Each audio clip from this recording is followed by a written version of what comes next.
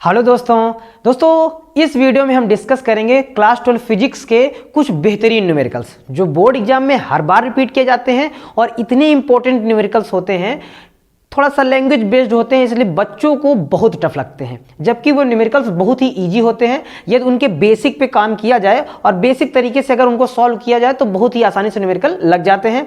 और बच्चों को ये न्यूमेरिकल्स बहुत टफ लगते हैं, जिस कारण वो बोर्ड एग्जाम में इनको मिस कर देते हैं, जिनके उनके मार्क्स कम आ जाते हैं। फिर बाद में बच्चे ये सोचते हैं यदि मेरा ये न्यूमेरिकल हो जाता तो मेरे बहुत अच्छे मार्क्स आ जाते। तो दोस्तों इस वीडियो में हम उसी टाइप के लैंग्वेज बेस्ड जो न्यूमेरिकल होते हैं उनके बारे में डिस्कस करेंगे। तो दोस्तों ये वाला वीडियो बहुत ही खास होने वाला है, आप लोगों को वीडियो को अंत तक देखना है ताकि इस वीडियो में डिस्कस किए गए सभी न्यूमेरिकल आपको अच्छे से समझ में आ जाए। तो चलिए दोस्तों देखते हैं मेरा पहला न्यूमेरिकल क्या है।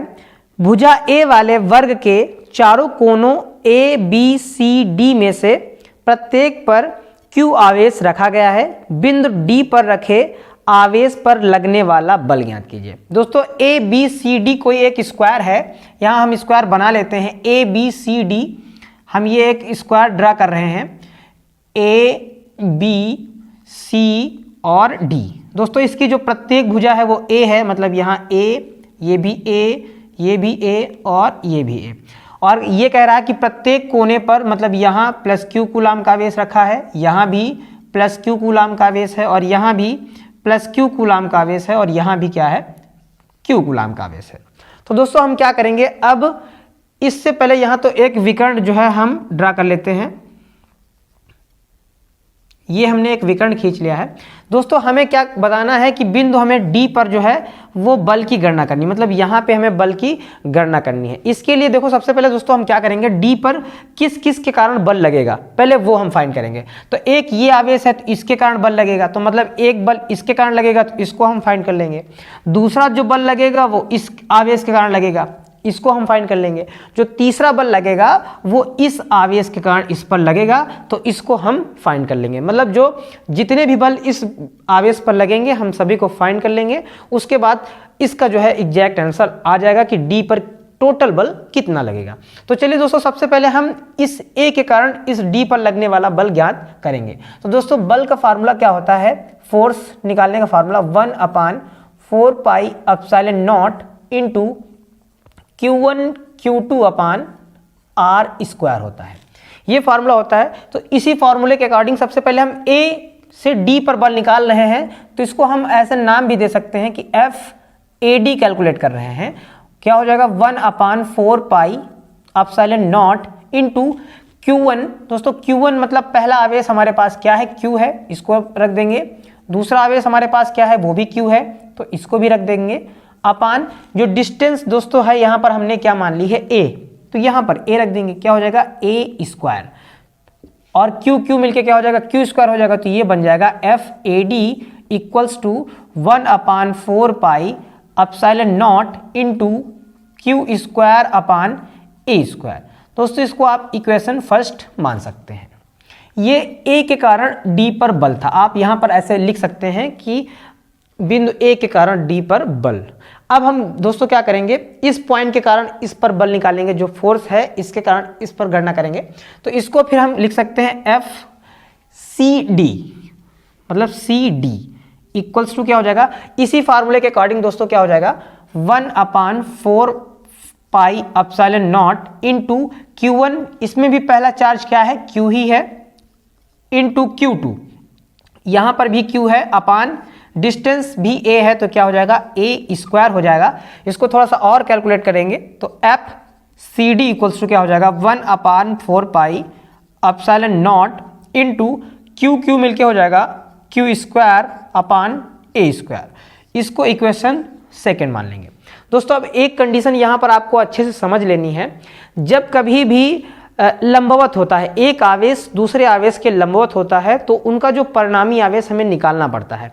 मतलब जैसे ये वाला आवेश अगर कहा जाए, ये वाला आवेश और ये वाला आवेश एक दूसरे के लंबवत है, देखो ये पैरेलल वाली कंडीशन में है, मतलब एंगल 90 डिग्री का है, तो लंबवत है, तो बिंदु डी पर जो आवेश लगेगा दोनों के कारण, तो इन दोनों का परिणामी हमें निकालना पड़ेगा। जब भी कंडीशन इस प्रकार की आएगी, मतलब ऐसे आवेश या ऐसे आवेश आएगा, तो हमें क्या करना होगा, इस वाले आवेश और इस वाले आवेश का परिणामी आवेश निकालना पड़ेगा। मतलब जो भी परिणामी जो चार्ज होगा टोटल चार्ज होगा वो हमें निकालना पड़ेगा। उसके लिए फार्मूला दोस्तों होता है, टोटल चार्ज निकालने के लिए होता है F equals to under root F1 square plus F2 square परिणामी के लिए। तो दोस्तों इसमें भी हम D पर परिणामी बल निकालेंगे। तो यहां पर ऐसा लिख सकते हैं कि बिंदु D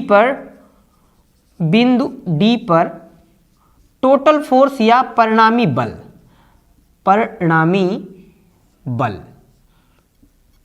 तो इसके लिए फार्मूला हो जाएगा F equals to F1 square. तो दोस्तों यहां मेरा पहला जो फोर्स था वो क्या है, ये वाला है 1/4πε0 Q square upon A square. तो इसी का हम क्या करेंगे 1/4πε0 into Q square upon A square का होल स्क्वायर हो जाएगा, क्योंकि फार्मूला होता है F1 स्क्वायर, इसलिए होल स्क्वायर हो जाएगा, प्लस F2 स्क्वायर दूसरा वाला चार्ज क्या है मेरा 1/4πε0 into Q square upon A square total का होल स्क्वायर, ये हो जाएगा। अब दोस्तों इसको थोड़ा सा हम सॉल्व कर लेंगे। सॉल्व करने के लिए थोड़ा सा एक समझो, ये वाली वैल्यू और ये वाली वैल्यू बिल्कुल सेम है, ये वाली वैल्यू और ये वाली बिल्कुल सेम है। तो एक ये वाली वैल्यू मान लेते हैं कि ये टोटल वैल्यू 1 है और ये भी टोटल वैल्यू 1 है। तो 1 और 1 मिलकर दोनों वैल्यू क्या हो जाएंगी 2 हो जाएंगी, मतलब ये वैल्यू ऐड हो जाएंगी। तो F इक्वल्स टू क्या हो जाएगा, F equals to under root 2 into ये जो वैल्यू लिखी है सेम एज इट इज लिख देंगे 1/4πε0 into Q square upon A square का होल स्क्वायर हो जाएगा। अब दोस्तों आप लोग जानते होंगे कि स्क्वायर से जो अंडर रूट होता है वो हट जाता है, मतलब इस स्क्वायर से इसका अंडर रूट हट जाएगा। तो ये वैल्यू क्या आ जाएगी मेरी, आ जाएगी F इक्वल्स टू, ये अंडर रूट से बाहर आ जाएगी क्या 1/4πε0 into Q square upon A square. दोस्तों अब अंडर रूट के अंदर क्या बच जाएगा, ये वाला नंबर अंडर रूट के अंदर शेष रह जाएगा। तो इसको हम लिख सकते हैं इंटू अंडर रूट 2। इसको इक्वेशन हम दोस्तों थर्ड मान लेंगे, ठीक है। अब हम क्या करेंगे, इस चार्ज के कारण इस पर लगने वाला फोर्स निकाल लेंगे। वो कौन सा होगा, FBD होगा। तो निकाल सकते हैं बिंदु B के कारण बिंदु D पर चार्ज, ये निकाल लेंगे। दोस्तों इसको हम F ना कहकर यदि अगर कोई दूसरा सिंबल दे दें F डैश कह दें, ताकि थोड़ा सा डिफरेंस करने में थोड़ा सा दिक्कत ना हो, ऐसा कह सकते हैं। तो अब इसके कारण हम इस पर चार्ज निकाल लेते हैं। तो इसको हम क्या निकालेंगे FB इंटू D। उसी फार्मूले के अकॉर्डिंग, इस वाले फार्मूले के अकॉर्डिंग क्या हो जाएगा 1/4πε0 इंटू Q1, मतलब पहला चार्ज Q ही है, Q हो जाएगा इंटू Q2, दूसरा चार्ज भी क्या है Q है, तो क्या हो जाएगा Q अपान डिस्टेंस। दोस्तों ये वाली डिस्टेंस कैसे निकालते हैं, जब आप लोग जानते होंगे कि जो स्क्वायर होता है, जो उसका विकर्ण होता है, तो वो क्या होता है √2a होता है। मतलब फार्मूले के अकॉर्डिंग क्या होता है, ये विकर्ण जो होता है वो √2a ही होता है स्क्वायर का। तो ये डिस्टेंस यहाँ से लेकर यहाँ तक क्या हो जाएगी √2a हो जाएगी। तो यहाँ पर वही रख देंगे क्या √2a का होल स्क्वायर, ये हो जाएगा। दोस्तों इसको थोड़ा और सॉल्व कर लेंगे तो क्या हो जाएगा FBD equals to 1/4πε0 into Q मिलके हो जाएगा Q square upon under root 2 का स्क्वायर करेंगे तो अभी हमने बताया था स्क्वायर से अंडर रूट हट जाता है, मतलब क्या हो जाएगा 2 और a का स्क्वायर है तो a स्क्वायर हो जाएगा। दोस्तों इसको हम मान सकते हैं इक्वेशन 4। अब एक बल ये लग रहा है D पर और एक बल ये लग रहा है, तो हम इन दोनों के कारण टोटल बल निकाल लेंगे। तो यहां पर लिख सकते हैं अतः बिंदु D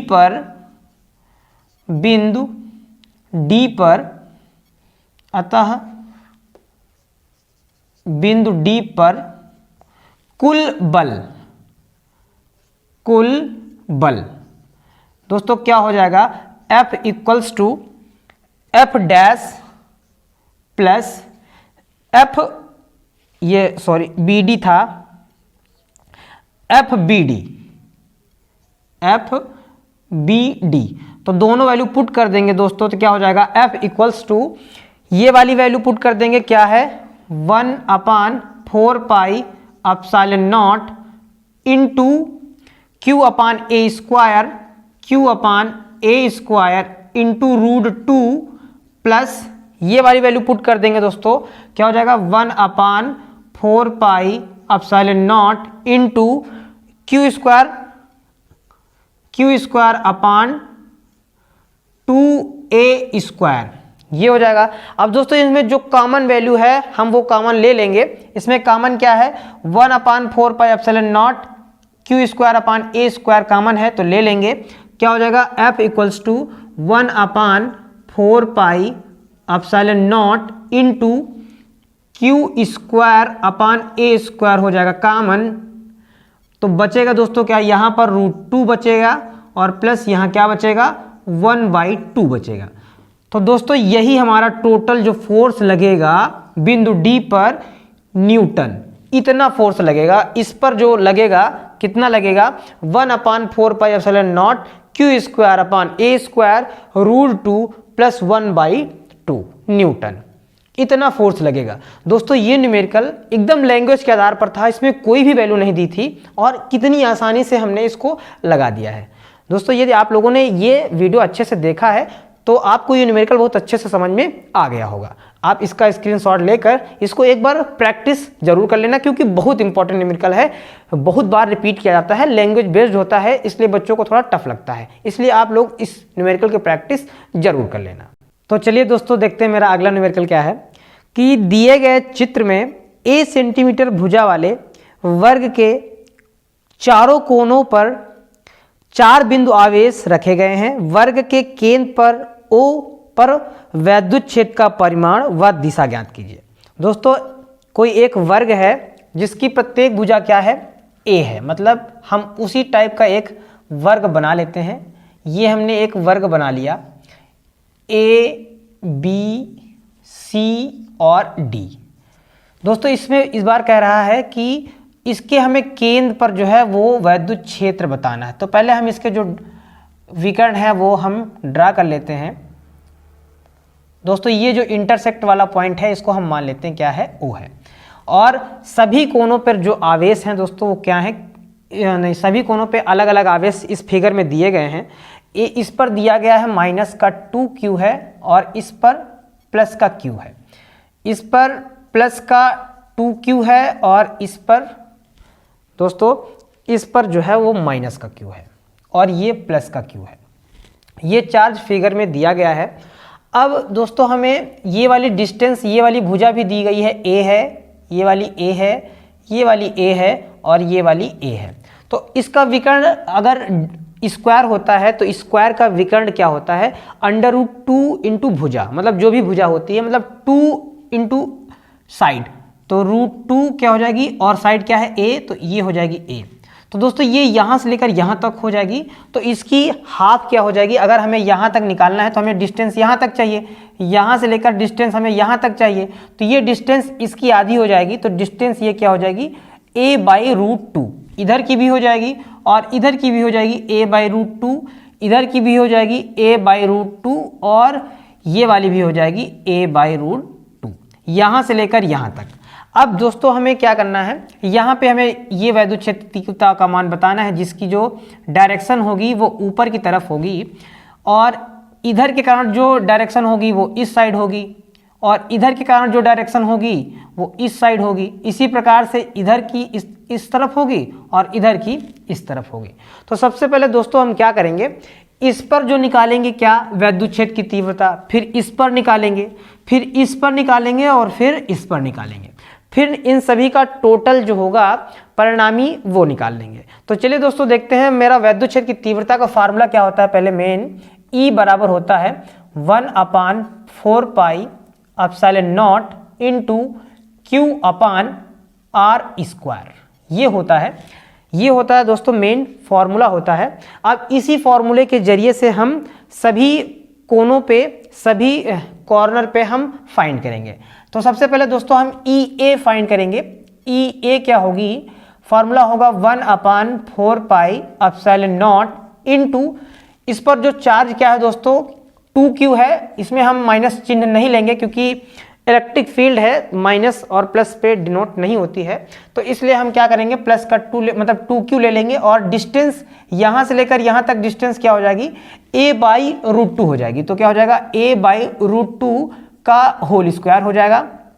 थोड़ा दोस्तों इसको और सॉल्व कर लेंगे तो EA बराबर क्या हो जाएगा, EA बराबर 1/4 पाई एप्सिलॉन नॉट इनटू ये 2q ऑलरेडी है, a का स्क्वायर करेंगे तो a स्क्वायर हो जाएगा और √2 का अगर स्क्वायर करेंगे तो ये सिर्फ क्या हो जाएगा 2 हो जाएगा।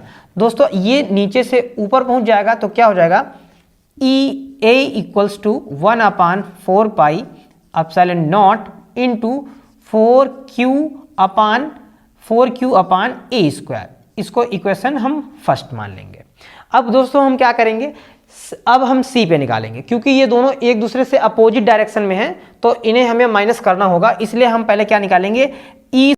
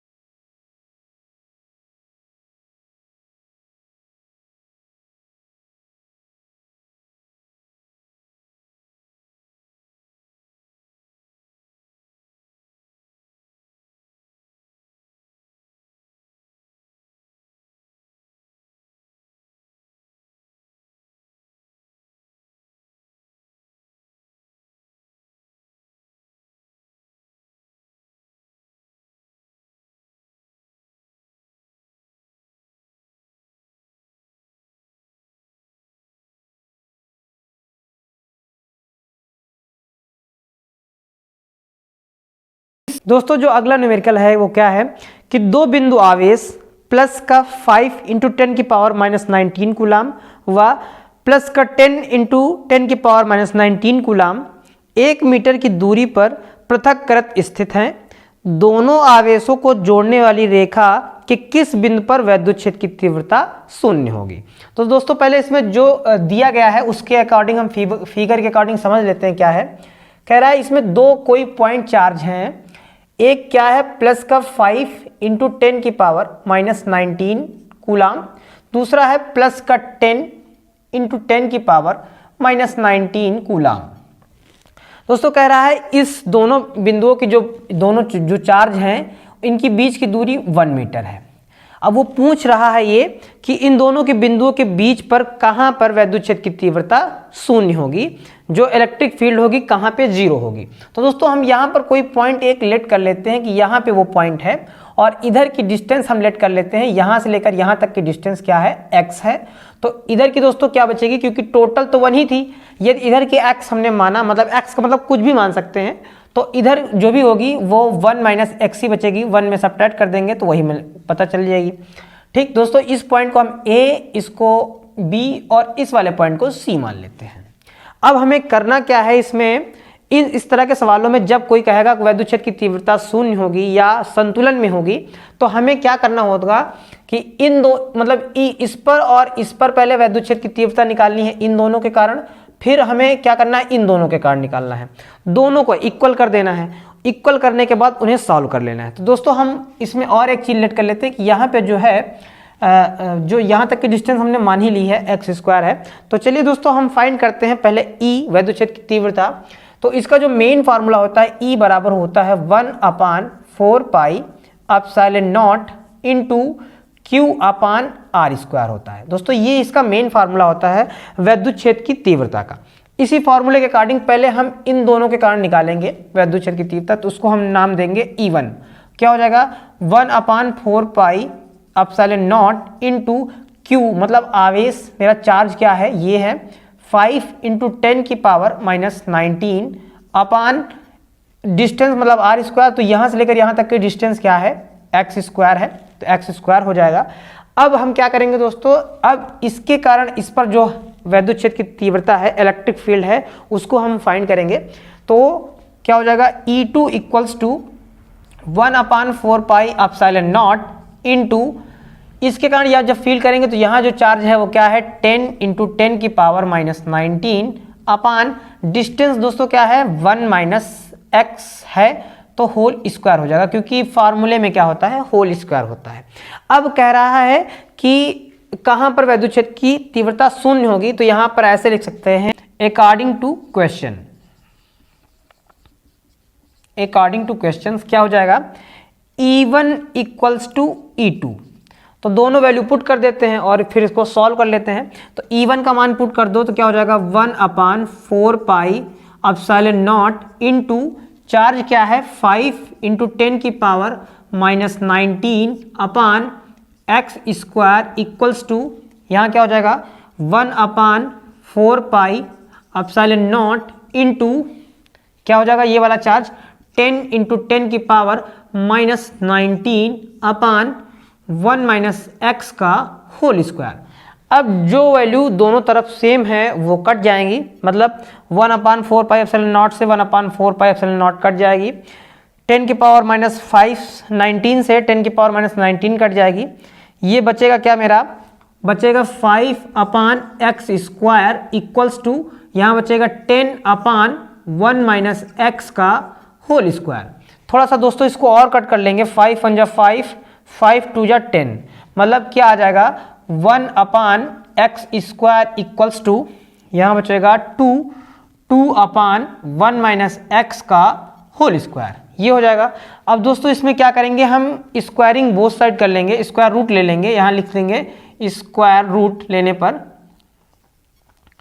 स्क्वायर रूट जब लेंगे तो इधर क्या हो जाएगा दोस्तों 1/x इक्वल्स टू यहाँ हो जाएगा √2/1 माइनस एक्स। अब इसका क्रॉस मल्टीप्लाई करा लेंगे, इसका इससे करा लेंगे, इसका इससे कराएंगे, तो जब क्या हो जाएगा 1 minus x equals to √2 x हो जाएगा। अब x वाले टर्म एक तरफ कर लेते हैं, मतलब माइनस एक्स को हम उस साइड भेज देते हैं, तो इधर क्या हो जाएगा 1 equals to √2x plus x हो जाएगा। अब दोनों में x कॉमन ले लेंगे तो 1 इक्वल्स टू x जब कॉमन लेंगे तो क्या हो जाएगा √2 प्लस 1 बचेगा, यहाँ कुछ नहीं बचेगा तो 1 मान लेंगे हम। अब इस वैल्यू को इधर भेज देंगे तो ये इधर मल्टीप्लाई में है, इधर आएगी डिवाइड में हो जाएगी, तो मतलब क्या हो जाएगा x equals to 1 upon √2 plus 1, ये हो जाएगा। दोस्तों √2 का मान आप लोग जानते हैं 1.414 होता है, तो वो यहाँ पुट कर देंगे तो x इक्वल्स टू क्या हो जाएगा 1 अपान 1.414 प्लस 1, जब इसको ऐड कर देंगे तो ये क्या हो जाएगी वैल्यू x इक्वल्स टू 1 अपान 2.414, ये हो जाएगी। अब दोस्तों इसको हम डिवाइड करते हैं कैसे, पहले पॉइंट हटाते हैं, पॉइंट हटाएंगे तो ऊपर 1 2 3 जीरो बढ़ा लेंगे क्योंकि पॉइंट के बाद 3 नंबर्स थे। ये कैलकुलेशन हम दोस्तों हमने पिछले वीडियो में डिस्कस किया था, यदि आप लोगों ने वो वाला वीडियो नहीं देखा है तो उसका लिंक डिस्क्रिप्शन बॉक्स में मिल जाएगा, आप वहां से जाके उसको देख सकते हैं। तो चलिए दोस्तों अब इसको हम क्या करते हैं डिवाइड कर लेते हैं। तो डिवाइड लमसम सभी को आता होगा, क्या हम यहीं पे ये दे रहे हैं 2414 का डिवाइड करना है हमें 1000 को करना है, तो जाएगा तो है नहीं, तो हम पहली पॉइंट लगाकर यहाँ एक जीरो को ऐड कर लेंगे।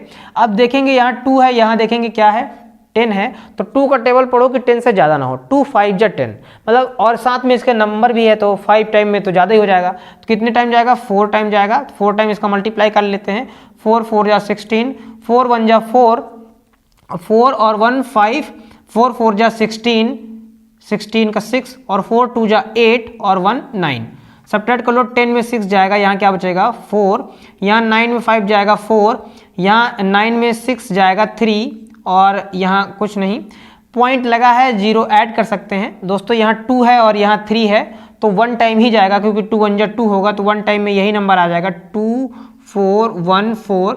इसको सब्ट्रैक्ट कर लेंगे तो 10 में 0 सब्ट्रैक्ट करेंगे तो 6 आ जाएगा, यहाँ बचेगा 3 3 में 1 जाएगा तो 2 आ जाएगा, यहाँ बचेगा 4 4 में 4 जाएगा 0 आ जाएगा और 3 में 2 जाएगा 1 आ जाएगा। दोस्तों पॉइंट लगा हुआ है, इसको हम क्या करेंगे एक जीरो और ऐड कर लेंगे तो फिर वही 10 आ गया, 2 5 जा 10, 5 टाइम में हो जाएगा ज़्यादा तो 4 टाइम जाएगा, तो दोस्तों ये आ जाएगा x इक्वल्स टू 0.414, ये हो जाएगा मीटर में। यदि आप इसको सेंटीमीटर में चेंज करना चाहें तो ये हो जाएगा x इक्वल्स टू 41.4 सेंटीमीटर। ये दोस्तों इसका एग्जैक्ट आंसर हो जाएगा इस क्वेश्चन का। तो बहुत ही अच्छा न्यूमेरिकल था ये। अगर आप लोगों ने ये वाला जो न्यूमेरिकल है अगर एक बार भी मन से अगर देखा होगा वीडियो तो समझ में आ गया होगा। बस आपको क्या करना है, इसकी एक बार प्रैक्टिस आपको जरूर कर लेनी है। जितने भी इसमें न्यूमेरिकल बताए जा रहे हैं इस वीडियो में आपको प्रैक्टिस जरूर कर लेनी है। जब प्रैक्टिस करेंगे तब आपको अच्छे से समझ में आ जाएंगे। तो उम्मीद करते हैं दोस्तों ये वाला जो क्वेश्चन है वो आपको समझ में आया होगा।